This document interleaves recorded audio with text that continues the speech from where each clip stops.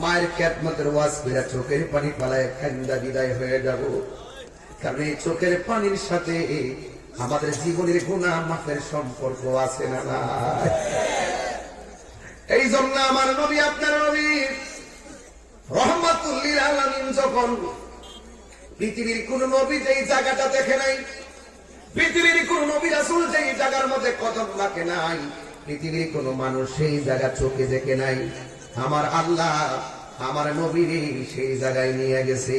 বন্ধুরে আমার, ও রূপনপুরের বাবারা, ও নবীগঞ্জ বাহুবলের বন্ধুরা, যত জায়গা থেকে এসেছেন, আমার নবী এত সুন্দর জায়গাটা দেখে চোখের পানি ফালায় কান্দে।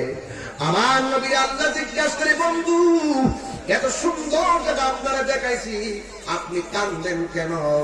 আমার নবী, আপনার নবী বলেন, আল্লাহ আমি এত সুন্দর জায়গা দেখলাম, কেন জানি আমার চোখের পানি থামায় রাখতে পারতেছি না। এবার আমার নবীরে সান্ত্বনা দেওয়ার জন্য আমার আল্লাহ আরেকটা সুন্দর জায়গায় নিয়ে গেছে। নীতি নীতি নীতি নীতি 17টা জায়গায় নবীরে ঘুরাইয়া দেখাইছে। 17টা জায়গায় যায় আমার নবী চোখের পানি ফালাইয়া কাঁদছে। আল্লাহ ডাক দিয়ে দিয়ে, বন্ধু এত সুন্দর জায়গা, এত সুন্দর জায়গা 1,24,000 পয়গাম্বর দেখে নাই, কেউ দেখে নাই, আমি আপনাকে দেখাইছি, এরপর আপনি কেন চোখের পানি ফালাইয়া কাঁদবেন? নবী আমার ডাক দিয়ে বলে, আল্লাহ এত সুন্দর জায়গা আমি দেখতেছি, আমার গুনাহগার উম্মত তো এত সুন্দর জায়গা দেখে না, কেন আমি তাহিরি নবী নবী করি? কেন রূপনপুরের পোলাপান্না জানতাম দিয়ে এত সুন্দর আয়োজন করেছে? প্রবাসী ভাইয়েরা বিদেশ থেকে লাইভে ওয়াজ শুনতেছে, এরাও বহুত কষ্ট করেছে। নবী আমার উম্মতের জন্য কান্দে, তখন আল্লাহ ডাক দিয়ে, বন্ধু আপনি আর কাঁদবেন না, 17টা জায়গার মধ্যে আমি ঘুরাইছি, আপনার উম্মতের জন্য আমি দুনিয়ায় 5 বারে 17 রাকাত ফরজ দিলাম। এই 17 রাকাত ফরজ যে উম্মতে পালন করবে, আমি আল্লাহ কথা দিলাম আপনার উম্মত গুলারে আমি এই জায়গা দেখায়া দেখায়া ডান হাতে জান্নাতের টিকেট দিয়ে দিব। আল্লাহু আকবার বলেন, আল্লাহু আকবার। এই জন্য আমি বলছিলাম, আল্লাহ বলছেন, ওয়া ক্বাদা রাব্বুকা আল্লা তা'বুদু ইল্লা ইয়্যাহ, আমি আল্লাহ ছাড়া কারো ইবাদত করা যাবে না। আজকে থেকে ওয়াদা করেন সেজদা পাওয়ার মালিককে, আল্লাহ ছাড়া কি কাউরে সেজদা দিবেন? এরপরে আমার আল্লাহ বলছেন, ওয়া বিল ওয়ালিদাইনি ইহসানা, মা বাবার সঙ্গে ভালো ব্যবহার করো। যার মা নাই কান্নবে করবে, এই ছেলে, এই ছেলে কি তোমার সমস্যা কি? মা বাপের কথা বলি ভাল লাগে না? মা বাপের ধমক মানো, গায়ের মধ্যে রক্ত, সাদা রক্তের শক্তি। তুমি যখন ছোটবেলায় ছিলা, তোমার গায়ে শক্তি ছিল না, মা তোমার তিলে তিলে বড় করছে। আর এখন তোমার গায়ে শক্তি হচ্ছে, মা বড় হয়ে গেছে, দীক্ষা নিজের নায়ক মনে করো। বহুত হিরো দেখছি মার মনে কষ্ট দিয়া হিরো হয়ে গেছে। এই পৃথিবীতে একটা মাত্র মানুষ দোয়া করলো কবুল, বদদুয়া দিল কবুল, এই মানুষটার নাম মা। এই দোয়া আর বদদুয়ার মাঝখানে কোনো পর্দা থাকে না, ডাইরেক্ট কবুল হয়ে যায়। ঠিক কিনা বলেন? আপনি যত টেহাওয়ালা হন আর পয়সাওয়ালা হন, আপনার এগুলো কাজে আসবে না। বহুত ইতিহাস আছে, মার মনে মারে ভালোবাসা ওলি হয়ে গেছে, এমন লোক আছে না নাই? বহুত প্রমাণ দেখবেন, কোটি টাকার মালিক জিজ্ঞাসা করলে, কি হো চেয়ারম্যান সাহেব কেমনে কেমনে হইলেন? চেয়ারম্যান কো টেহা বসার জোর হয়েছি না, মা বাপের ভালোবাসা হয়ে গেছে, মা বাপের দোয়া হয়ে গেছি। কথা ঠিক কিনা? এই জন্য আল্লাহ বলছেন, ওয়া বিল ওয়ালিদাইনি ইহসানা, কোনদিন মাতনার নইব আপন। ও আবলুসন, আবলুসন মানে আবুল হোসেন, যদি আমার এলাকাতে আবুল হোসেন থাকে পরে রাগ করতে লেগে আবুল হোসেন করছি কোনদিন। ভাই সমস্যা কি চিন্তা করেন না আপনার, আমি আপনার কাট কিলো করতেছি তুফান যে ঘুরতেছে সপ্তাহ মাইকটা কম জানা এরপরে যায় আসুই কেমনে যায় আমরা বুঝতেন না থেকে। জীবন একবার মরণ একবার, জীবন বারবার মাথা বাগো না গেলে ও কোনদিন মাত্র নার নয় বউ আপন ও আবলসন বউ কোনদিন মাত্র নার নয় বউ আপন বউ তরে ভালোবাসিব আউস কান্দি দিকা লাল শাড়ি কিন্না দিবা যতক্ষণ নাইলে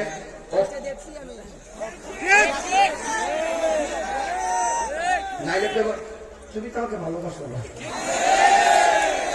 ছোট কিনা কর। আর বাপে পুরান পাঞ্জাবি রে হাত দিয়া ইস্তারি করে বালিশ নিচে রাখতে ইজ্জত দেয়, আর পুলারে ঠিক হয় ছেলে মেয়ে সব দিন নতুন জামা পরে ইজ্জার মধ্যে কথায় কথা কর। এই বেড়ার লোকে কি দুনিয়ার কোন তুলনা হইব? বউ কোনদিন মাত্র নার নয় বউ আপন ও আবলসন বউ কোনদিন মাত্র নার নয় বউ আপন। আমি তাহিরি বানাই কথা কই না, সত্য কই, যা বাস্তব আছে তাই কইবা যান। হ্যাঁ দেখবেন একটা শাড়ি সুন্দর নবী কিনা দিচ্ছেন না, গড়াইয়া কইব এটা না ওইটা ওইটা ভালো আছে। আর যে জামাইয়া বউর কাছে কে আর আহে না, এই বউ উঠতে বইতে কর তুমি তো আমাকে বিশ্বাস করো না, আর তেহার বান্ডালটা দিলে খুশি। আর মা জীবনও তোমার তেহার বান্ডাল আর কেশিয়ার তো চাইছে না, কথা ঠিক না বেটে। বউ কোনদিন আর 10-20 মিনিট সময় তোমাকে ইনশাল্লাহ মানে বউ কোনদিন মাত্র নার নয় বউ আপন বউ তরে ভালোবাসিব লাল শাড়ি কিন্না দিবা যতক্ষণ বউ কোনদিন মাত্র নার নয় বউ আপন। ফুয়ার যদি কোন জায়গায় আপদ বিপদ হয় বউয়ের আগে মা জানই কথা মিশা নয়। আমার ফুলা ফাটি ঘুমাই গেছে মনে হয়েছে বছর তো বুঝতে না, বিয়া করলে সবই কিন্তু বউর কাছে মুড়ি দিতে হবে, সব বুঝি। কিন্তু বউয়ার যদি কোন জায়গায় আপদ বিপদ হয় বউয়ের আগে মা জানই কথা মিশা নয়। বউ তোর জানতেন একটা গেলে আরেকটাই বউ তোর জানতেন মা হইল অমূল্য ধন বউ কোনদিন মাত্র নার নয় বউ আপন ও আবলসন বউ কোনদিন মাত্র নার নয় বউ আপন। কথা ঠিক কিনা?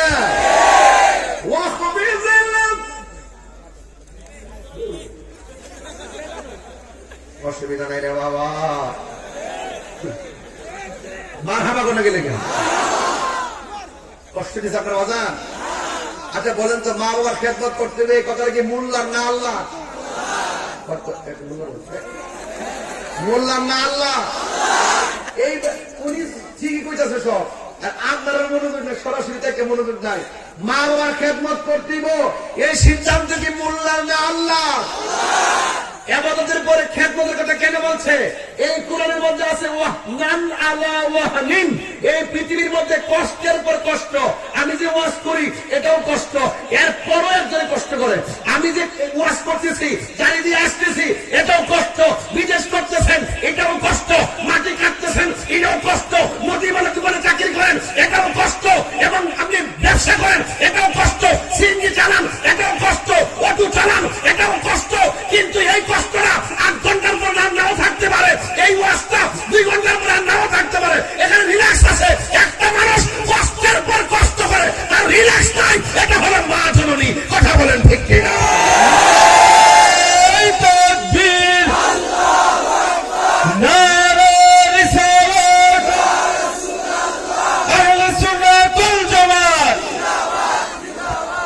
আল্লাহু আকবার।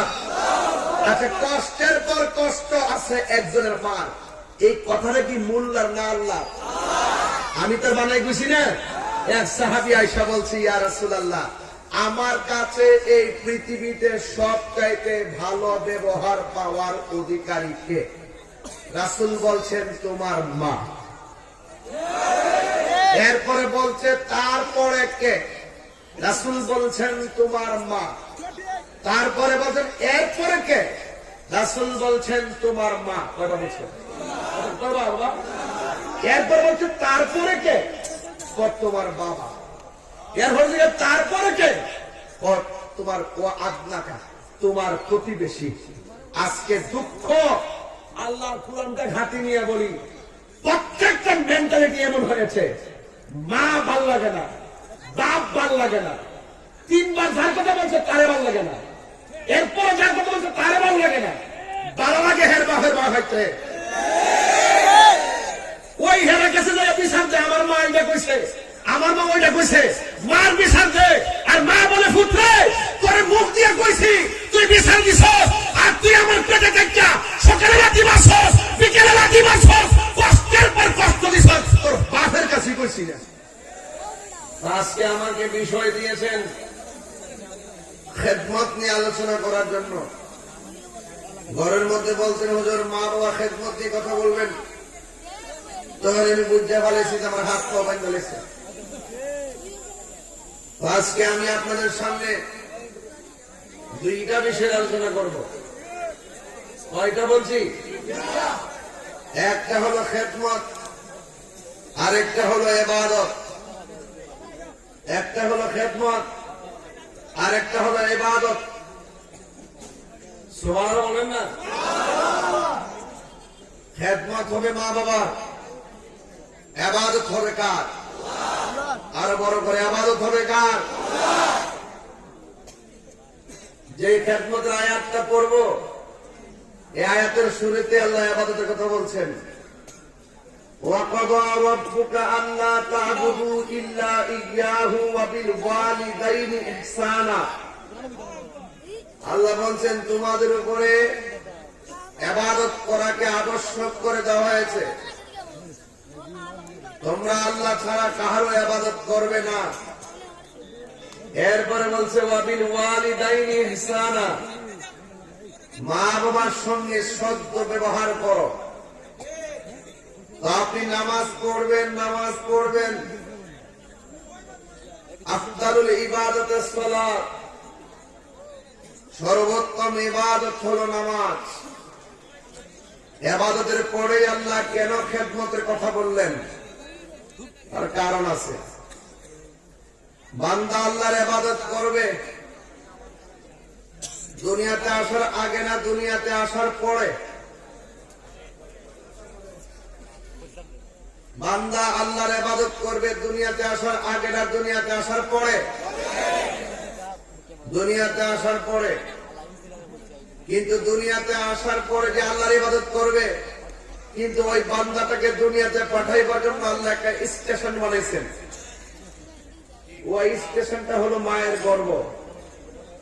যেহেতু ওই জায়গা থেকে বান্দা দুনিয়াতে এসে রক্তে সন্তুষ্টি করবে, যেই জায়গায় সন্তানটাকে একটা পানির ফুটা থেকে রক্তের ফুটা থেকে গোষ্ঠের টুকরা থেকে হাড্ডি থেকে দেহের, এই দেহর পর থেকে অঙ্গ প্রত্যঙ্গ সব দেওয়ার পর দুনিয়ার মধ্যে পাঠানোর পরে উপযুক্ত হওয়ার পরে ইবাদত করবে।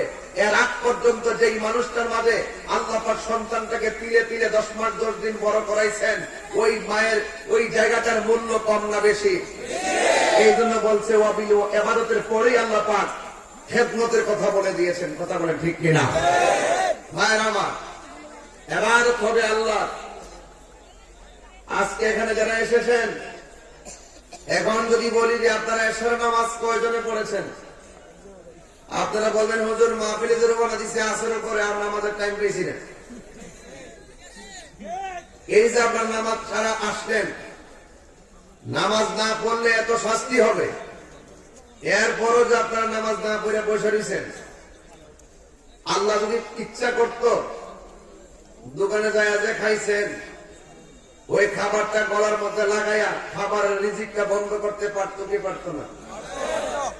এশারের নামাজ না পড়ে যে ঘুমায় গেলেন, ঘুমের ঘরে আল্লাহ আজরাইলকে পাঠাতে পারতো কি পারতো না? ফজরের নামাজ না পড়ে যে ঘুমাই গেলেন 10টা পর্যন্ত, 10টার পরে ঘুম থেকে ওঠার সময় আপনাকে প্যারালাইসিস করে ঘরে ফালায় রাখতে পারতো কি পারতো না? কেন আল্লাহ পাক এটা করেন না? এই দুনিয়াতে প্রাণ কোম্পানিতে চাকরি করলে 10 দিন না গেলে 10 দিনের বেতন কেটে দেয়। আর আল্লাহ যে আমরা হাজিরা দিছে, নামাজের হাজিরা, এই নামাজের হাজিরা যে আমরা বন্ধ করতেছি, আল্লাহ ইচ্ছা করলে মাথার একটা কাটা গলার মধ্যে লাগাইয়া আমাদের সকলকে খাবারের রিজিক বন্ধ করে দিতে পারত।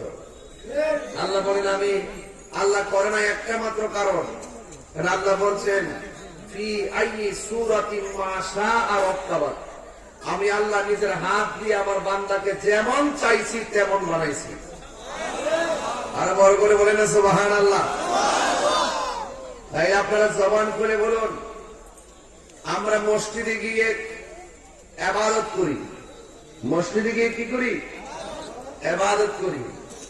হাদিস শরীফের মধ্যে এসেছে দুনিয়ার মধ্যে সবচাইতে নিকৃষ্ট জায়গা হলো বাজার, দুনিয়ার মধ্যে সবচাইতে উত্তম জায়গা হলো আল্লাহর ঘর মসজিদ। আমাকে একটা কাগজ দিছিল, কে জানো?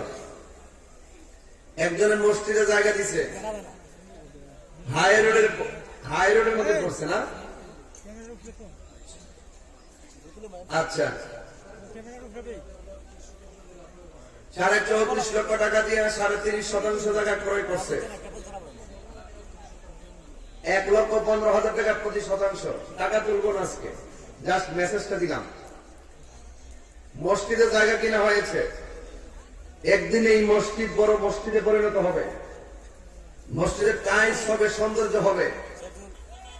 হাদিস শরীফের মধ্যে আসছে পৃথিবীতে এমন একটা সময় আসবে মসজিদের সুন্দর করবে, পাড়ায় পাড়ায় প্রতিযোগিতা করবে। এটা কিয়ামতের আলামত। এটা কিসের আলামত? কিয়ামতের আলামত। মসজিদ সৌন্দর্যের প্রতিযোগিতা চলবে, কিন্তু মুসল্লিদের মধ্যে নামাজের প্রতিযোগিতা চলবে না। ঠিক কিনা বলেন? মসজিদটা হয়ে যাবে বাজারের মতন। এটা কিয়ামতের আলামত। যে পারে সেও কথা বলে, যে পারে না সেও কথা বলে। মসজিদের ভিতরে 5 মিনিটের জায়গায় 6 মিনিট হলে গড়ি কাটার বলে 5 বার তাকায়। আর বাজারে যাইয়া ঘন্টার পর ঘন্টা কথা বলে, আড্ডা মানে চা খায় আর বদনাম করে, গীবত করে। একটা বার গড়ির কাঠার দিকে তাকাই না। যারা বাজারে আড্ডা করে তারাই মসজিদে গিয়ে গড়ির কাঠার পায় টাকা। এই মসজিদের কাজ শুরু হওয়ার আগে এই মসজিদে টাকা নেওয়া হয়েছে, এই টাকাগুলো জমা দিবেন আর নিয়োগ করবেন মসজিদে যেন আমার মরণ হয়। অনলাইনে বহুত দেখা যায় ভূমিকম্প হয়, কিছু কিছু মুসল্লি নামাজ পড়ে ভূমিকম্পের সময় আমরা ফেসবুকে দেখি। শরীর কাঁপতেছে আর পরও মসজিদ কাঁপতেছে, শরীর কাঁপতেছে আর পরে নামাজ ছাড়ে না। আপনাদের চোখে পড়ছে কিনা আমি জানি না। এরা হলো নামাজি। এরা কি?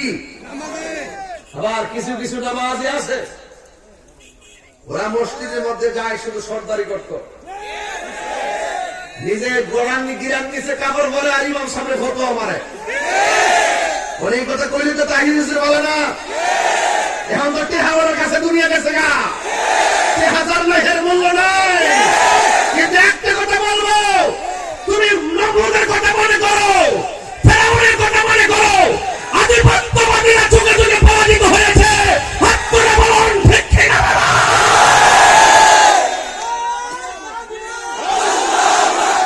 নারে রিসালাত, আহলে সুন্নাত ওয়াল জামাত, নবী ওলির দুশমনেরা, আল্লামা পীর মুফতি গিয়াসউদ্দিন আত-তাহিরি সাহেব। আল্লাহু আকবার জোরে বলেন। আমরা মসজিদের ভিতরে সরদারি চাই না, আমরা মসজিদের ভিতরে একজনের গোলামি চাই। জবান খুলে কোন তিনি কে? আল্লাহ। আর জবান খুলে কোন তিনি কে? ভাইয়ের আমার, পায়ে হাত রেখে বলবো, অতীতের যা হয়েছে হয়েছে। আজকে রুকন পরের মাহফিল থেকে রুকু সেজদার প্রতি মনোযোগী হয়ে যাবে। ঠিক কিনা বলেন? আমার বিষয় দিচ্ছেন তো খুব নরমাল, খুব মহব্বতের। এই ওয়াজ আমি সব মাহফিলে করি, আজকেও করব। করার আগে ভূমিকায় কিছু কথা না বললে হবে না, কারণ মসজিদে বানাইতে গেলে ফাউন্ডেশন লাগবে। ফাউন্ডেশন দিয়ে না ছাদ দিতে পারতেন। উপরে ভাতলা কাপড়টা কি এমনি টানাইছেন? খুঁটি লাগছে না? তো এই যে খুঁটি লাগছে, এই যে লাগাইছেন, এই পর্দাটা ছাড়াই উপরে তাকাই দেখেন এত বড় আসমান বানাইছে আল্লাহ, একটা খুঁটিরও ব্যবহার করে নাই। সেই রবকে আপনি চিনেন না? চিনবেন। রব ছাড় দেয় কিন্তু ছেড়ে দেয় না, ছাড় দেয় কিন্তু ছেড়ে দেয় না। যুবক ভাইরা আমার, আপনাদের কাছে আমার অনুরোধ থাকবে, ইবাদত হবে একজনের। জবান খুলে বলেন তিনি কে? আরো বড় করে তিনি কে?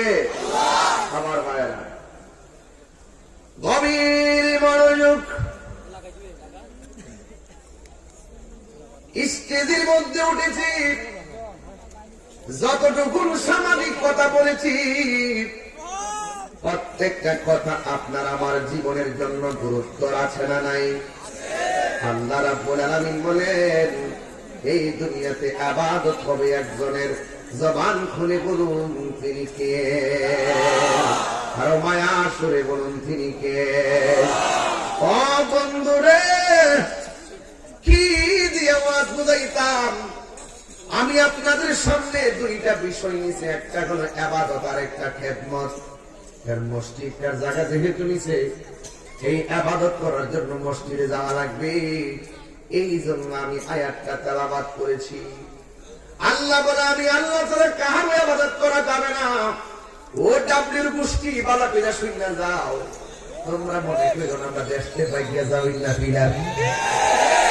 তোমরা মনে করছো এমন বহুত ক্ষমতাবান লোক থাকে, কিন্তু ইমানদারের কাছে কোনো পাত্তা পায় না। কথা বলেন ঠিক কিনা? ইমানদারের সাথে একজন আছে, সবাই আওয়াজ করে বলুন তিনি কে?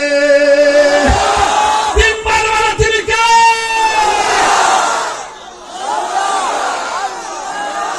আল্লাহু আকবার, আল্লাহু আকবার। ওই আল্লাহর দয়া আছে না নাই? আর জোরে আছে না? 12টা দিতে ওয়াজটা গোছায় নিব, কিন্তু ধৈর্য লাগবে রে বাবা। আপনারা বলেন সেজদা পাওয়ার মালিক কে? আমরা কি বাবা শাহজালালের মাজারে যায় সেজদা করি? শাহপুরানের মাজারে যায় সেজদা করি? এরপরে আমরা মাজারে পূজারি।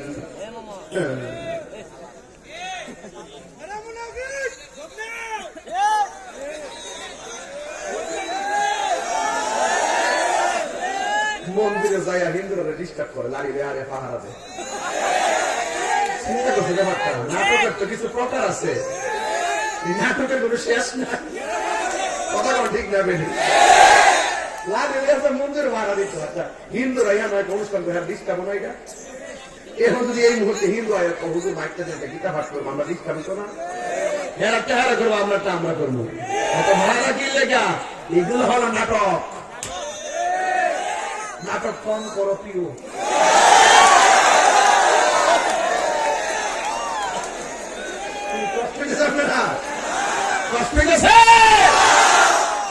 নতুন করে বোঝা লাগবে, সবার সাথে আমার মিলাই না। আমি আরেক জাতের বক্তা, আমি ওয়াজও জানি, ওয়াশও জানি। এই জন্য বলছি নাটক কম করো প্রিয়। আমরা গরু বিরা বুঝছে না, ফলামানি দিদি বুঝছে। এরা আমার ফলামানি কই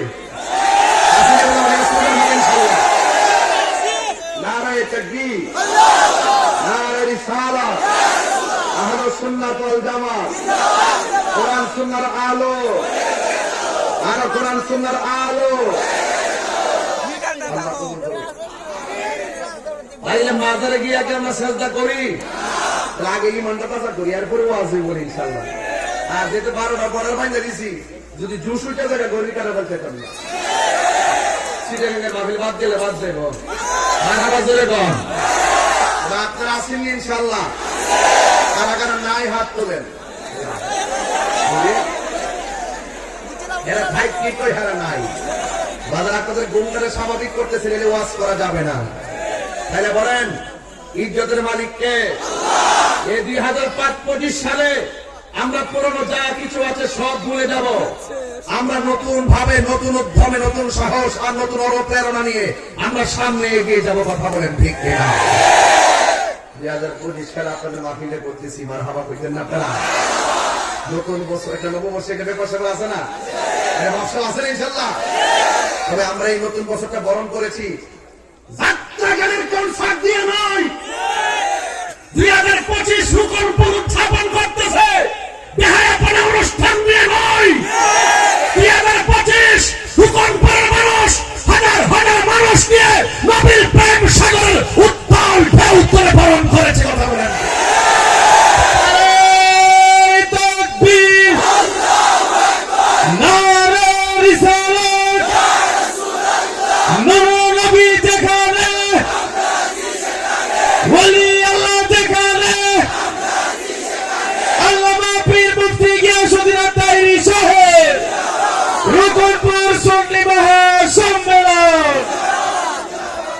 সময় গেলে সাধন হবে। ফেরাউন বলছে আমার রব্বুকুমুল আলা। নমরুদের একই কথা, ফেরাউনের একই কথা। কিন্তু একটা কথা মনে রাখবেন, আল্লাহর সঙ্গে শরীক করলে গুনাহ মাফ নাই। আমার নবী বলেন, হে উম্মত, আমি তোমাদেরকে 3টা বড় গুনার কথা বলবো। কয়টা? আরো জোরে কয়টা? আমার সাথে আওয়াজ করতে হবে। হ্যাঁ, আমি অনেক উপরে তো মাইকের ফোন সাউন্ড আপনারা পান না। আমার নবী, আপনার নবী বলেন, আমি তোমাদেরকে 3টা বড় গুনাহ সম্পর্কে কি অবহিত করবো না? সাহাবারা বলে, ইয়া রাসূলুল্লাহ, অবশ্যই আপনি আমাদেরকে বড় বড় 3টা কবিরা গুনাহ সম্পর্কে অবহিত করুন। সবাই আমার সাথে জিমায়া জিমায়া বলুন, বন্ধুরা রে আমার কোন করে বন্ধুরা। সাহাবায়ে কেরাম বলে, ইয়া রাসূলুল্লাহ, অবশ্যই আপনি আমাদেরকে 3টা বড় বড় গুনাহ সম্পর্কে অবহিত করুন। আমার নবী বলেছেন, আল্লাহর সঙ্গে শরীক করা যাবে না। আল্লাহ বলেন না, আল্লাহর সঙ্গে শরীক করা যাবে না। আর মা বাবার সঙ্গে অবাধ্যচারণ করা যাবে না। আমার যুবক, বান্দার হক মারা যাবে না। ও যুবক, আল্লাহর নবী বলছেন আল্লাহর সঙ্গে শরীক করা যাবে না। এই জন্য আমরা শাহপুরানের দরবারে যায় অলিরে অলি মনে করিলেই সম্মান করি, নবীকে নবী মনে করিলেই সম্মান করি, আল্লাহকে আল্লাহ মনে করে সম্মান করি। আল্লাহর সঙ্গে আমরা কাউকে শরীক করি না।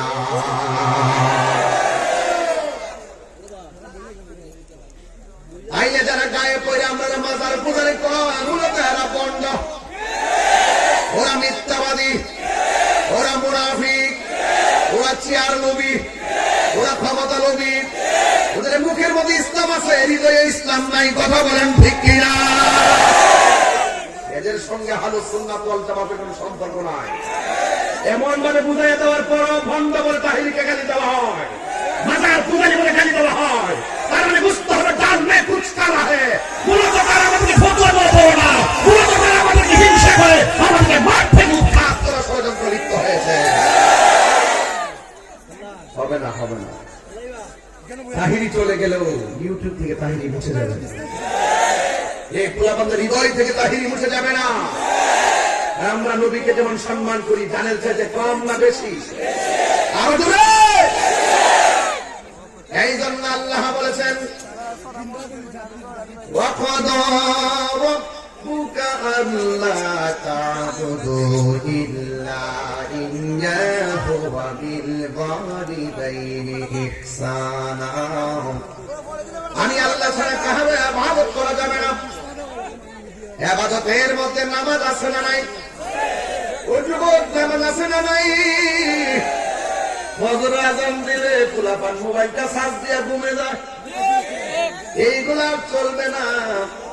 জীবন চলে যাইতেছে, আর সময় ফিরে আসবে না রে বাবা। এই জন্য আমার নবী আপনার নবী বলেছেন নামাজ নামাজ নামাজ নামাজ। সুবহানাল্লাহ কেন? আমার যুবক ভাইরা, আমার নবী যখন শেষ সায়ান্নে চলে গেছেন, আমার নবী আয়েশা সিদ্দিকা রাদিয়াল্লাহু তাআলা আনহাকে ডাক দিয়ে বলেন, আয়েশা আমার হাতের মধ্যে মিসওয়াকটা নিয়ে আসো। নবী পাকের কাছে মিসওয়াকটা এনেছেন। আয়েশা সিদ্দিকা বলেন, আমি দেখলাম নবী অসুস্থ, এমন অসুস্থ জিহ্বাটা লড়াইতে পারে না, দাঁতগুলো লড়াইতে পারে না। ওই মিসওয়াকটা একটু শক্ত, মাথা আমার দাঁত দিয়ে চাবাইয়া দিয়ে নরম করে দিলাম। আর আমি যখন নরম করে দিলাম, আমি দেখলাম নবীর মিসওয়াকের গোড়ার মধ্যে নবীর কিছু থুতু মুবারক লেগে আছে। আমার জীবনে আমি কত খাবার জিহ্বার মধ্যে লাগাইছি, নবীর এই থুতু মুবারকের মতো এত মজা জীবনে কোনোদিন জিহ্বায় লাগে না। ভাই, যদি আদবের বাহিরে কথা বলেন আমি বরদাস্ত করবো না। আমি যখন একটা গুরুত্বপূর্ণ জায়গায় যাচ্ছি, জানেন যে হৃদয় বিদারের ঘটনা এগুলা, এই যে মা বাবার কথা বলবো হৃদয় বিদারের ঘটনা, এটা আপনি যদি হাসেন ইয়া কি করেন, আসামি হয়ে যাবেন। দাঁড়ায় পরিষ্কার যেভাবে মনে হচ্ছে কষ্ট করে ওয়াজ শুনবেন। আপনি কি মনে করেন যে নবী মিসওয়াক মুবারক আয়েশা সিদ্দিকা হাত দিয়ে কামড় দিয়ে নরম করে দিচ্ছে, আর ওই মিসওয়াকের গুড়াই রসুলের থুতু মুবারক, আয়েশা বলেন জীবনে কত খাবার জিহ্বা লাগাইছি, এই থুতু মুবারকের মতন স্বাদ আমার জিহ্বায় কোনোদিন লাগে না। এই ওয়াজটার ব্যাখ্যা কেমনে করবেন আমি জানি না। আমার নবী 2 নম্বর বলতে চাই, আয়েশা সালাত সালাত সালাত, নামাজ নামাজ নামাজ। কারণ হাসরের ময়দানে আমার আল্লাহ সর্বপ্রথম নামাজের হিসাবটা গ্রহণ করবে। 5 ওয়াক্ত নামাজ পড়লে বান্দা সাধারণ বান্দা থেকে খাঁটি বান্দা হয়। আর 5 ওয়াক্ত নামাজের পাশাপাশি কেউ যদি নফল ইবাদত করে, এই খাঁটি বান্দা আর খাঁটি বান্দা থাকে না, এই রিকশাওয়ালা আর খাঁটি বান্দাই থাকে না, সিএনজিওয়ালা খাঁটি বান্দাই থাকে না। আমার আল্লাহ রাব্বুল আলামিন তাকে আল্লাহর বন্ধুর খাতায় নাম তুলে দেয়। এই জন্য আল্লাহ ছাড়া কারো ইবাদত করা যাবে? আল্লাহর ইবাদত করা লাগবে।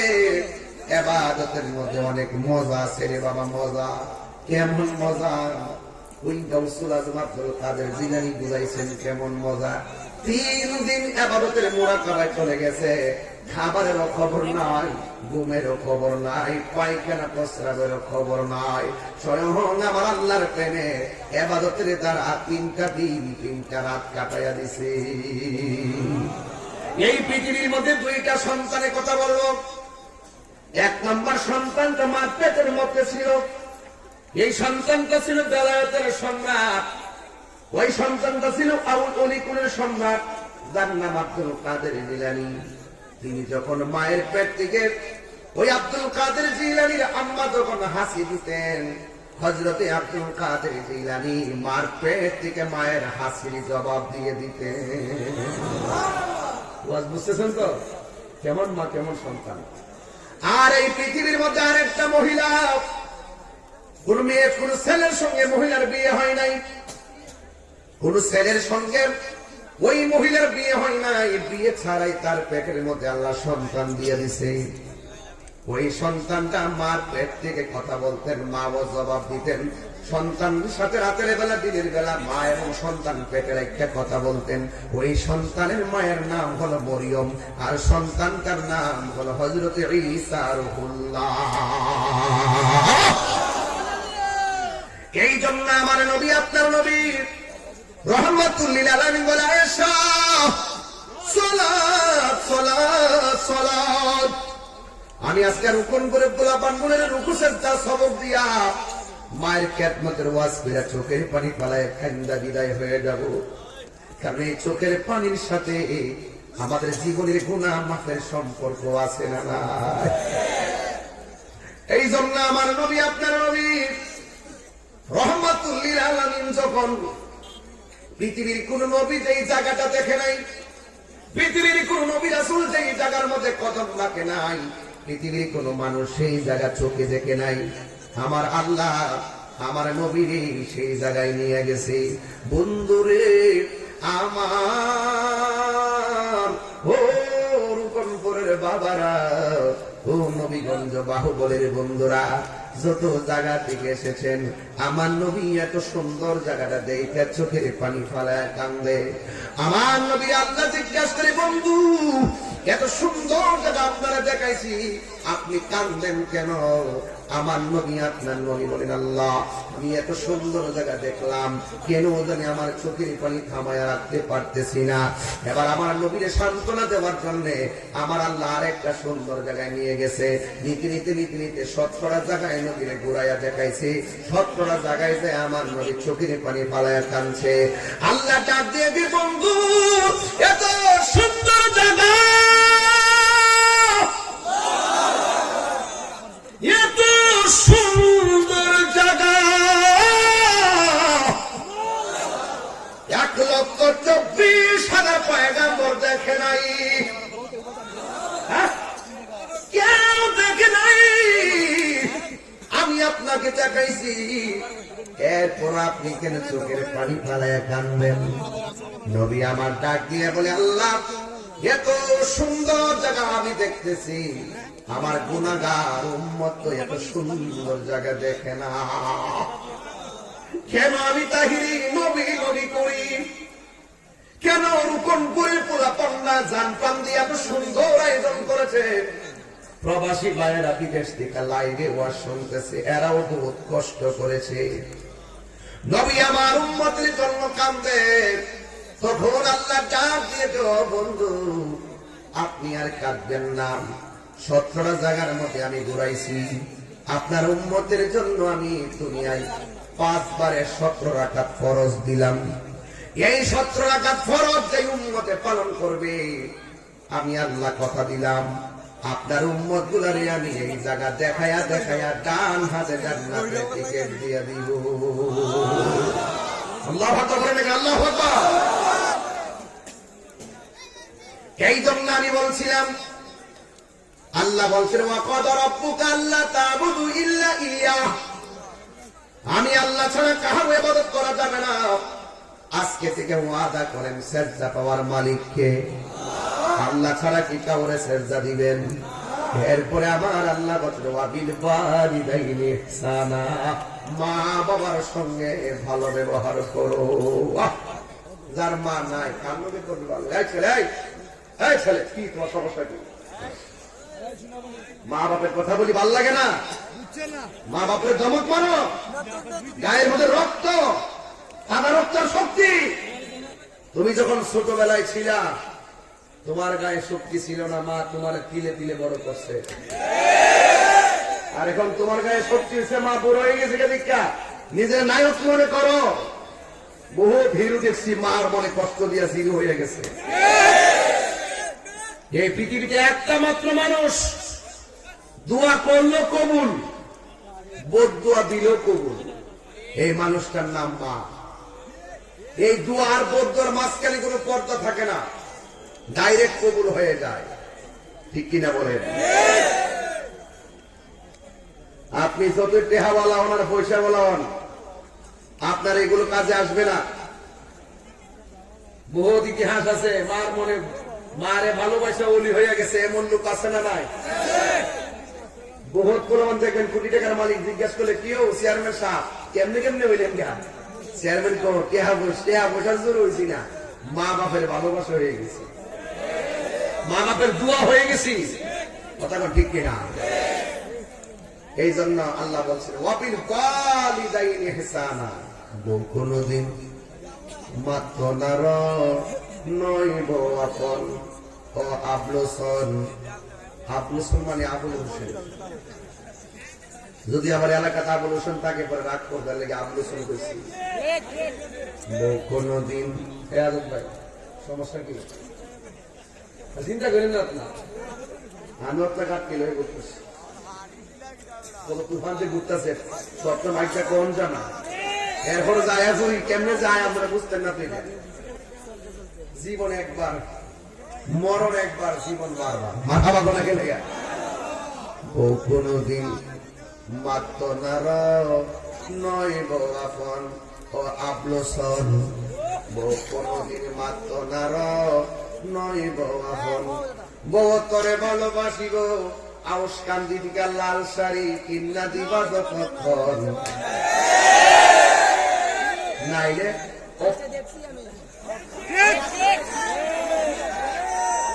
নাইলে তুমি তো আমাকে ভালোবাসো না। সঠিক কিনা কর। আর বাপে পুরান পাঞ্জাবি রে হাত দিয়া ইস্তারি করে বালিশ নিচে রেখে ইজ্জত দেয়, আর পুলারে ঠিক হয় ছেলে মেয়ে সব দিন নতুন জামা পরে ইজ্জার মধ্যে পাঠায় কথা কর। এই বেড়ার লোকে কি দুনিয়ার কোন তুলনা হইব? বউ কোনদিন মাত্র নার নয় বউ আপন ও আবলসন। বউ কোনদিন মাত্র নার নয় বউ আপন। আমি তাহিরি বানাই কথা কই না, সত্য কই, যা বাস্তব আছে তাই কইবা যান। হ্যাঁ, দেখবেন একটা শাড়ি সুন্দর নবী কিনে দিচ্ছেন না, গড়াইয়া কইব এটা না ওইটা ওইটা ভালো আছে। আর যে জামাইয়া বউর কাছে কে আর আহে না, এই বউ উঠতে বইতে কর, তুমি তো আমাকে বিশ্বাস করো না। আর তেহার বান্ডালটা দিলে খুশি, আর মা জীবনও তোমার তেহার বান্ডাল আর কেশিয়ার তো চাইছে না। কথা কর ঠিক না বেটে? বউ কোনদিন আর 10-20 মিনিট সময় তোমাকে ট্রেন খেলা মারে। বউ কোনদিন মাত্র নার নয় বউ আপন। বউ তরে ভালোবাসিব লাল শাড়ি কিন্না দিবা যতক্ষণ। বউ কোনদিন মাত্র নার নয় বউ আপন। ফুয়ার যদি কোন জায়গায় আপদ বিপদ হয়, বউয়ের আগে মা জানই কথা মিশা নয়। আমার ফুলা ফাটি ঘুমাই গেছে, মনে হয়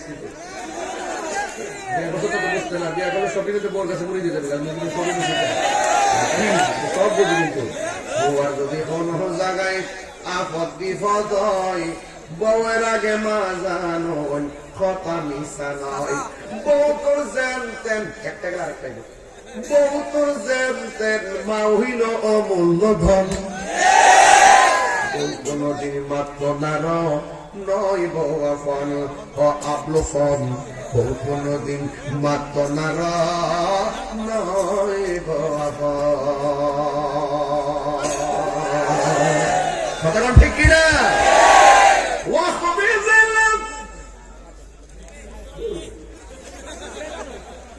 অসুবিধা নাই রে বাবা। মার হাবা কোনে গেলে কেন? কষ্ট দিচ্ছে আপনার অজান? আচ্ছা বলেন তো, মা বাবার খেদমত করতে হবে এই কথাটা কি মোল্লার না আল্লাহ? মোল্লার না আল্লাহ? এই উনি ঠিকই কইতাছে সব, আর আপনার মনোযোগ নেই, সরাসরি থেকে মনোযোগ নাই। মা বাবার খেদমত করতে এই সিদ্ধান্ত কি মোল্লার না আল্লাহ? ইবাদতের পরে খেদমতের কথা কেন বলছে? এই কোরআনের মধ্যে আছে ওয়াহনান আলা ওয়াহনিন। এই পৃথিবীর মধ্যে কষ্টের পর কষ্ট। আমি যে ওয়াজ করি এটাও কষ্ট, এরপরও একজনে কষ্ট করে। আমি যে ওয়াজ করতেছি, গাড়ি দিয়ে আসতেছি, এটাও কষ্ট। বিদেশ করতেছেন, এটাও কষ্ট। মাটি কাটতেছেন, এটাও কষ্ট। নদী বলে দোকানে চাকরি করেন, এটাও কষ্ট। এবং আপনি ব্যবসা করেন, এটাও কষ্ট। সিএনজি চালান, এটাও কষ্ট। অটো চালান, এটাও কষ্ট। কিন্তু এই কষ্টটা 8 ঘন্টার পর নাও থাকতে পারে, এই ওয়াজটা 2 ঘন্টার পর নাও থাকতে পারে। এখানে রিল্যাক্স আছে। একটা মানুষ কষ্টের পর কষ্ট করে, তার রিল্যাক্স নাই, এটা হলো মা জননী। কথা বলেন ঠিক কিনা?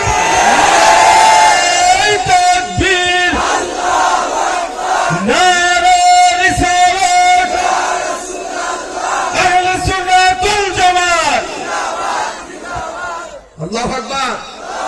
আচ্ছা, কষ্টের পর কষ্ট আছে একজনের পার, এই কথাটা কি মোল্লার না আল্লাহ? আমি তো বানাই গুছি না। এক সাহাবী আয়েশা বলছি, ইয়া রাসূলুল্লাহ, আমার কাছে এই পৃথিবীতে সবচাইতে ভালো ব্যবহার পাওয়ার অধিকারী কে? রাসূল বলছেন তোমার মা। এরপরে বলছে তারপরে কে? রাসূল বলছেন তোমার মা। তারপরে বলছেন এরপরে কে? রাসূল বলছেন তোমার মা। কয়টা বলছেন? এরপরে বলছে তারপরে কে? তোমার বাবা। এরপরে তারপরে কে? তোমার ও আদনাকা, তোমার প্রতিবেশী। আজকে দুঃখ, আল্লাহর কুরআনটা ঘাটি নিয়ে বলি, প্রত্যেকটা মেন্টালিটি এমন হয়েছে, মা ভাল লাগে না, বাপ ভাল লাগে না, তিনবার যার কথা বলছে তারে ভাল লাগে না, এরপর যার কথা বলছে তারে ভাল লাগে না, ভালো লাগে হের বাপের বাপ হইতে। ওই হেরের কাছে যায় বিচার দেয়, আমার মা এটা কইছে, আমার মা ওইটা কইছে, মার বিচার দে। আর মা বলে, পুত্রে তোর মুখ দিয়ে কইছি তুই বিচার দিছ, আর তুই আমার পেটে দেখা সকালে লাথি মারছস, বিকেলে লাথি মারছস, কষ্টের পর কষ্ট দিছ, তোর বাপের কাছে কইছি না। এটার নাম হলো ওয়াকমান আলা ওয়াকমিন, কষ্টের পর কষ্ট। এটা কি মোল্লার কথা না আল্লাহর কথা? আমার দেশের মধ্যে দেখবেন, মা বাবা যতদিন রুজি করে, যেমন মা বাবা যতদিন রান্না খাওয়া, মা বাপের সন্তান মূল্যায়ন করে, বাপে যতদিন টাকা দেয় পয়সা দেয়, ছেলে যতদিন বেকার থাকে, বাপ থেকে টেহা নিতে পারে, ততদিন ছেলেটা কোন রকম বাপের ডরায়, কোন রকম বাপের একটু সম্মান করে। এই যুগটা এমন হয়েছে, যেই মাত্র সন্তান দিকে যায় টেহার বান্ডেল হয়ে জায়গা, তখন আর মারে মূল্যায়ন করে না। মা বাপ যেন সন্তানের কাছে জিম্মি হয়ে যায়। হ্যাঁ, এরপরে শুধুমাত্র এটা না, সন্তান যখন বড় অফিসার হয়ে যায়, মা বাপের গোনাই ধরে না, বিয়া শাদী করার পরে দেখবেন টোটাল গোনার ধরে না। এই জন্য আল্লাহ বলছেন, ইম্মা ইয়াবলুগান্না ইনদাকাল কিবারা আহাদুহুমা আও কিলাহুমা ফালা তাকুল লাহুমা উফফিন ওয়ালা তানহারহুমা ওয়া কুল লাহুমা কওলান কারীমা। আল্লাহ বলছেন, মা বাবা যদি বৃদ্ধ হয়ে যায়, তারপরও মা বাপের সঙ্গে ভালো ব্যবহার করতে। আজকে এই মুরব্বীগুলোর দিকে দুঃখ বলার জায়গা পায় না। প্রত্যেকটা সংসারে মুরব্বীরা চোখের পানি ফালায় কান্দে। যেই সব করে ছেলেটা বিয়া করাইছিল, যে ছেলের বউটা উজুর পানি আগায় দিব, উজুর পানি আগায় দিব, নিয়মিত তৃষ্ণা লাগলে পানি পাক হইতে না। এই গজবটা কি দায়িত্ব আমরা সংসারে আনছি না মনে করেন? আল্লাহ রাব্বুল আলামিন, এখন মনোযোগ, কেউ উঠবস করবেন না, সাবধান। মা বাবার কথা বলতে গেছি, যেই লোকটা উঠে যাবে, তার মানে মা বাবার প্রতি তার শ্রদ্ধা বুঝাবে। শ্রদ্ধা রেখে মাঠের মধ্যে বসে বসে চোখের পানি ফেলে কেঁদে কেঁদে বাড়িতে যাবেন। আল্লাহ রাব্বুল আলামিন বলেন, এমন ভাষা করিও না যেই ভাষা করলে মা উফ বলবে। ও বাবা করলে কি, মা বাবা যদি উফ শব্দ উচ্চারণ করে, তাইলে দেখবেন জীবনটা বরবাদ হয়ে যাবে, জীবনটা শেষ হয়ে যাবে। আল্লাহর হাবিব বলতেছেন, রিদার রাব্বি ফি রিদাল ওয়ালিদাইন ওয়া সাকাতুর রাব্বি ফি সাকাতিল ওয়ালিদাইন। মা বাবার সন্তুষ্টিতে আমার আল্লাহর সন্তুষ্টি, মা বাবার সন্তুষ্টিতে আমার আল্লাহর সন্তুষ্টি। বন্ধুরা রে আমার, প্রার্থনা গভীর হয়ে গেছে। এমন অনেকের সন্তান আছে মাহফিলে বাড়ির মধ্যে মায়ের হাতে রান্না খেয়ে আসতে পারে নাই। জিগাইলাম, কেন খাইতে পারো নাই? আমার মা দক্ষিণী 1 বছর আগে কবরে চলে গেছি। এমন অনেক সন্তান আছে বাবারে থেকে আসতে পারে নাই। জিজ্ঞেস করলাম, কেন আসতে পারো নাই? ওই ছেলেটা আমার মতন 6 বছর আগে বাবারে হারায় এতিম হইয়া ঘুরে ঘুরে ফিরে, কিন্তু বাবার চেহারা আর দেখে না। রাস্তাঘাটের উপর করে অবস্থান দিই, কত মানুষের মুরব্বী দেখি, কিন্তু আমার বাবার মতো কেউ লাগে না। এই বাপটা জীবনে বহুতবার খালি ব্যাগ লইয়া বাজারে গেছে, সন্তানের জিব্বার দিকে তাকাইয়া তাকাইয়া বাজার করছে, কি সুন্দর করে করে বাজার করছে।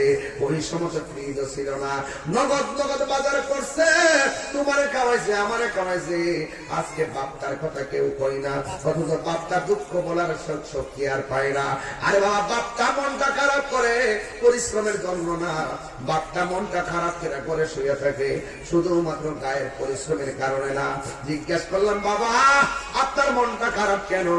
বাপের ডাক দিয়ে বলে, আমার পোলাটারে এত কষ্ট করে আমি লেখাপড়া করাইলাম, আমার পোলা আমার খবরটা লয় না, আমার টাকা দিয়ে খবর নেওয়ার দরকার ছিল না। আমার সন্তানটা যদি আমার একবার বাবা ডাক দিয়া কপালটার মধ্যে হাত দিয়া পাউডার মধ্যে একটা টিপ দিয়ে কইতে, আব্বা কেমন আছেন, আমি কোটি টাকার চাইতে আরো শান্তি পাইতাম। এমন অনেক রূপন করে ঘর আছে, একবার লাতুর হইয়া হইয়া পইয়া রইছে, সন্তান রাস্তাঘাটে যায় আনন্দ উল্লাস করে, কিন্তু বাপের খবর নেই না রে বাবা। এই বাপটার কথা কেউ কয় না। হ্যাঁ যুবকেরা তো আমার নবীর একটা সাহাবী ওই আবু হুরায়রা রাদিয়াল্লাহু তাআলা আনহু আমার নবীর কাছে যায় চোখের পানি ফালায়া ফালায়া কান্দে। আমার নবী ডাক দিয়ে আবু হুরায়রা কান্দো কেন? তুমি কেবার কি ব্যাপার, তুমি কেন কান্দো? হযরত আবু হুরায়রা রাদিয়াল্লাহু তাআলা আনহু বলে, নবী গো, আমি আপনার কাছে আসি, আপনার কাছে বসি, সবচেয়ে বড় কথা হলো আপনি নবীকে আমি ভালোবাসি। এই জন্য আমার মা হলো মুশরিকা, আমার মা এটা সহ্য করে না। আমি আপনার দরবার থেকে যখন বাড়ির মধ্যে ফিরে যাই, যাইয়া দেখি আমার মা হাতের মধ্যে লাঠি নিয়ে বসে থাকে আমাকে মারার জন্য। এইভাবে আমার প্রতিদিন শুধু মারে, প্রতিদিন শুধু মারে, প্রতিদিন শুধু মারে। আমার নবী ডাক থেকে, আবু হুরায়রা, তুমি কি আমার কাছে তোমার মার বিরুদ্ধে নালিশ দিতেছো নাকি? আবু হুরায়রা বলে, নবী গো, আমি নালিশ দেই না। আমার নবী, আপনার নবী বলেন, আবু হুরায়রা, নালিশ দেওয়া যাবে না। তোমার মা তোমার মারছে, আমি কিছু করতে পারবো না। তুমি তোমার মার কাছে চলে যাও। মা যদি মুশরিকাও হয়ে যায়, মা যদি কাফের হয়ে বেঈমান হয়, মা বাবার সঙ্গে ভালো ব্যবহার করতে হবে। কারণ মুসলমানের মা পেটের মধ্যে বাচ্চা নিয়ে যেই কষ্ট করে, খ্রিস্টানের মাও পেটের মধ্যে বাচ্চা নিয়ে সেই কষ্টই করে, হিন্দুর মাও পেটের মধ্যে বাচ্চা নিয়ে কি কষ্ট করে। তুমি যদি ভাগ্য করে মুসলমান হয়ে যাও, এ আবু হুরায়রা, তোমার নাম তো ছিল আব্দুল উজ্জা, তুমি হয়েছো আব্দুর রহমান, কিন্তু তুমি এখন একটা কাজ করো, তুমি তোমার মার কাছে চলে যাও। আবু হুরায়রা ডাক দিয়ে বলে, নবী গো, হ্যাঁ আমি তো প্রতিদিন যাই আর মার খাই, আজকে আমি যাব, প্রয়োজনে মার খাবো।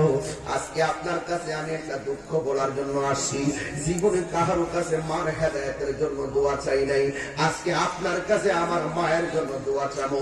একটু মেহেরবানি করে আমার মার জন্য দোয়া করেন না। নবী, আমার মার হেদায়েতের জন্য একটু দোয়া করেন না। আমার নবী যখন দুইটা হাত বাড়ায় দিছে, হযরত আবু হুরায়রা নবীর সঙ্গে হাত না বাড়ায় একটা দৌড় মারছে।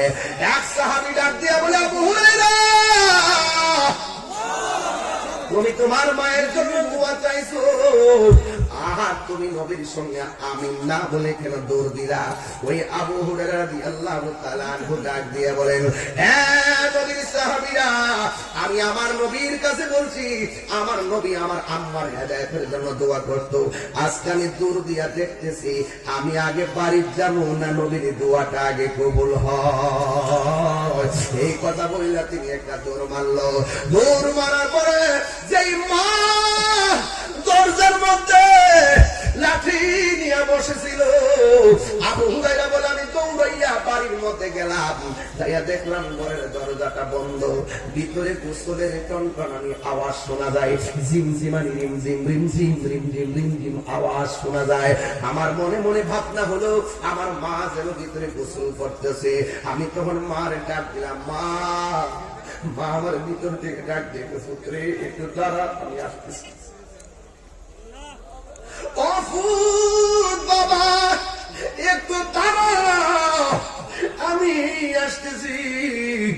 আবু হুরায়রা বলে, আমি আর বসতে বাকি নাই, আমি বাড়িতে আসার আগে আমার নবীর দোয়া কবুল হয়ে গেছে।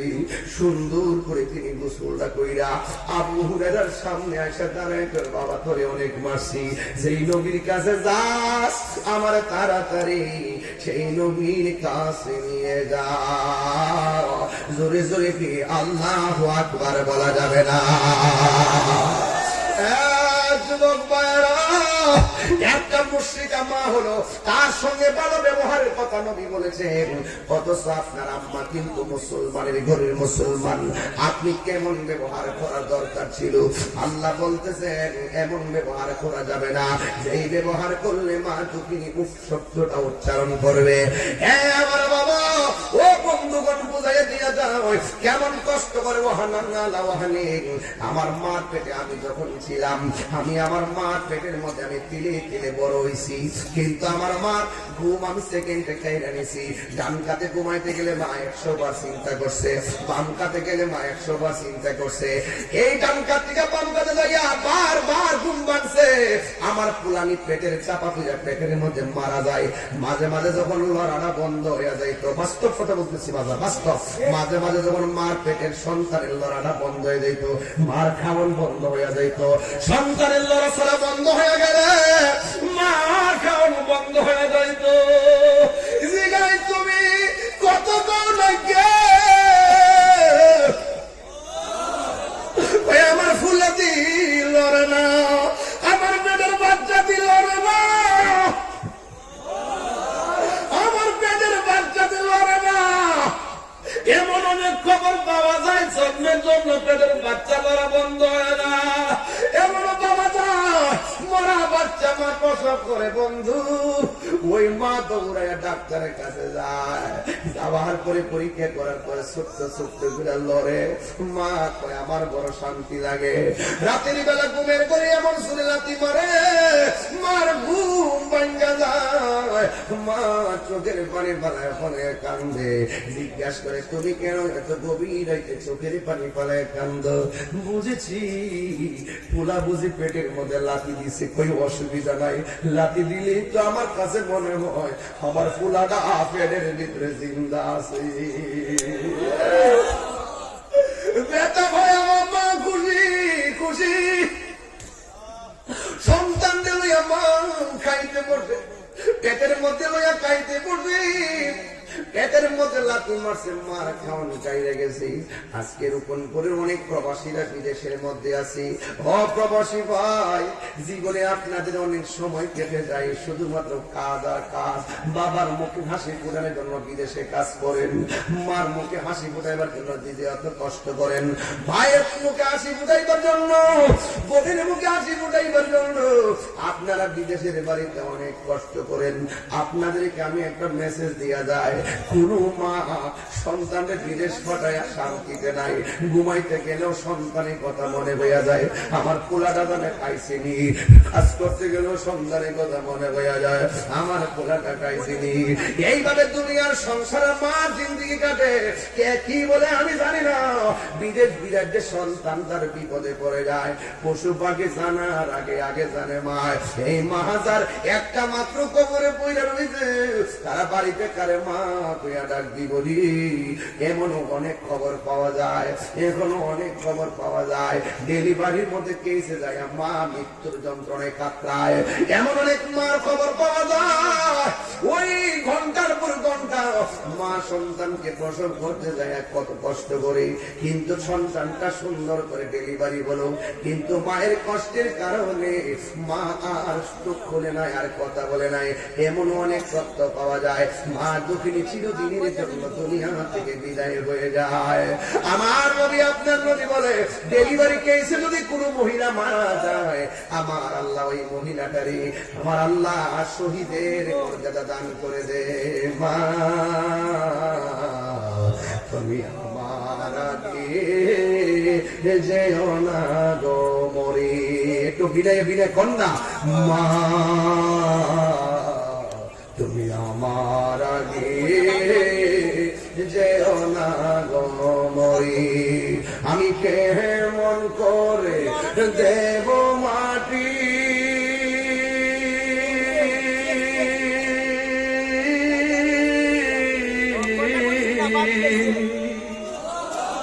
আমি কেমন করে দেব মাটি তোমারি কবরে। মা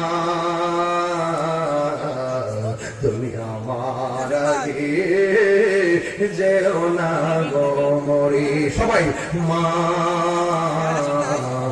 তুমি আমার আগে যেও না গো মরে। আমি কেমন করে দেব মাটি তোমারি কবরে। মা তুমি আমার আগে যেও না গো মরে। আল্লাহু আকবার। ও বন্ধুরি, আল্লাহ রাব্বুল আলামিন বলছেন, ওয়াখফিদ লাহুমা জানাহাল যুল্লি মিনার রাহমা ওয়া কুর রাব্বিরহামহুমা কামা রাব্বায়ানি সগীরা। সবাই বলেন রব্বির হামহুমা কামা রব্বায়ানি সগীরা। হে আল্লাহ, আমার আম্মা আমার ছোটবেলায় যেমনে মায়া করছুন, এমন ভাবে আপনি আমার আব্বা আম্মারে এমন করে মায়া কইরুন, এমন ভাবে দোয়াটা করলে কি গুনাহ হবে না রে বাবা? সবাই আমার সাথে সাথে বিনায়া বিনায়া বলে রব্বির হামহুমা রব্বায়ানি সগীরা। বন্ধুরে আমার পায়ের মধ্যে হাত দিয়া বইলা দিয়া যায়, জীবনে কোনোদিন মা বাপের কষ্ট দিও না। মা বাপের কষ্ট দিয়া তাহিরির কাছে মুরিদ হইয়া আব্বা আব্বা করবা। আপনার মতো মুরিদ তাহিরির দরকার নাই। যেই পিছনে বলবা মা বাবার খেদমত লাগবে না, আমি তোর সব, এটা পিসাব না, এটা হলো জন্মের অভিশাপ। কথা বলেন ঠিক কিনা? যুবক ভাইরা, ওই মা বাবার সঙ্গে ভালো ব্যবহার চাই কি চাই না? আর যদি বলো চাই কি চাই না? একটু দুইটা হাত তুললে আমি খুশি হব। দুইটা হাত সুন্দর করে বলেন, আমার সাথে কি পড়তে পারবেন? সবাইকে বলতে পারবেন? মা কেন এত দামি জানে না সকলে, বলো মা কেন এত দামি জানে না সকলে। জানতো যদি পড়তো দেখে কুরআন হাদিস খুলে, একটি হজের সওয়াব মিলে, একটি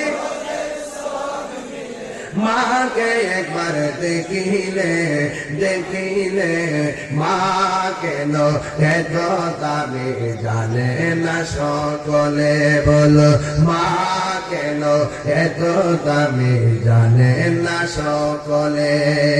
2 বছর পান করালো মায়ের বুকের দুধ, কোলে পিঠে নিয়ে আমায় দিতেন কত শোক।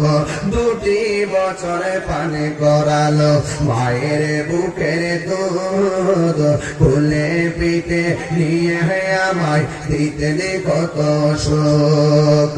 সেই মায়ের কষ্ট দিলে, সেই মায়ের খোদার সকলে, মা কেন এত দামি জানে না সকলে, বলো মা কেন এত দামি জানে না সকলে। মায়ের প্রসবের কালে কত কষ্ট পায়, বেহুশ হইয়া পড়ে মায়ের আপন বিছানায়।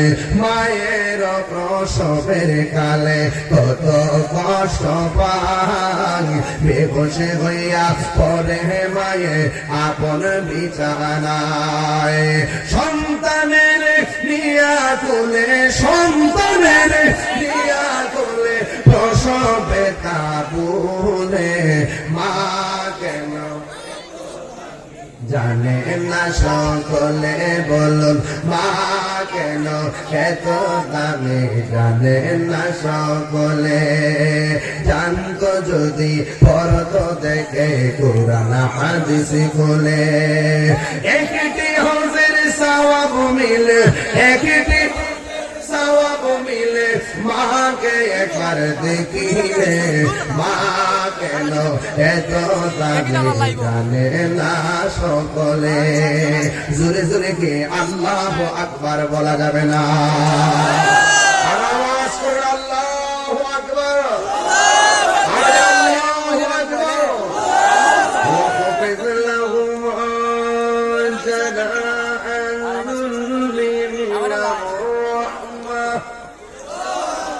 وقل رب ارحمهما كما ربياني صغيرا। আর বড় করেন আল্লাহু আকবার। মা বাবার সম্মান ইজ্জত করলে আপনার সম্মান বাড়াইবে কে? মা বাবার খেদমতের পক্ষে হাত তুলে দেখান। একটা স্লোগান আমি দিচ্ছি, সবাই আমার সাথে পড়বেন ইনশাআল্লাহ। সবাই কি রাজি আছেন? নারে তাকবীর। আওয়াজটা হয় নাই। আরো বড় হবে ইনশাআল্লাহ। নারে তাকবীর, নারে রিসালাত, আহলুস সুন্নাত ওয়াল জামাত, কোরআন সুন্নাহর আলো, মিলাদ কিয়ামের আলো, তুমি কে আমি কে, সুন্নিরে কি বেয়াদব হয় না আদব বলা হয়? আপনার সামনে দাঁড়ালেন কেন? সামনে দাঁড়ালেন কেন? এই ছেলেরা পিছনে মানুষকে ডিস্টার্ব করে সামনে দাঁড়ালেন কেন? আদবের সাথে বসুন। এই ছেলেরা আদবের সাথে বসুন। এই গোড়া যারা মাঝখানে এসে হয় মাহফিলকে সমস্যা, বেশি রাখতে হলে প্রবলেম। মারহাবা জোরে বলেন। আবার বলছি, তুমি কে আমি কে। সুন্নিরা মা বাবার খেদমত করে কি করে না? সুন্নিরা ম্যাক্সিমাম উলামা গেলে দেখবেন মার কাছে থাকে, মার সঙ্গে নিয়ে বাড়িতে থাকে। আর এমন অনেক তথ্য পাওয়া যায়, কিছু কিছু মাওলানারা মা বাবার খবরও লয় না। কথা কোন ঠিক না বেটে? একজন খোলা থেকে আরেকজন আছে না নাই বলেন? খবরদার, টাকা পয়সা লাভ হবে না, পয়সা সম্পদ সাথ দিবে না। মা বাবা বদুয়া দিলে জীবন সব বরবাদ হয়ে যাবে। কথা কোন ঠিক না? আমার আজকে থেকে ওয়াদা করেন, আমরা সবাই মা বাবার খেদমত চাই কি চাই না? তাহলে মা বাবার কথা হাদিস শরীফে কয়বার বলেছে? এই আওয়াজে বলেন জোরে, কয়বার বলেছে?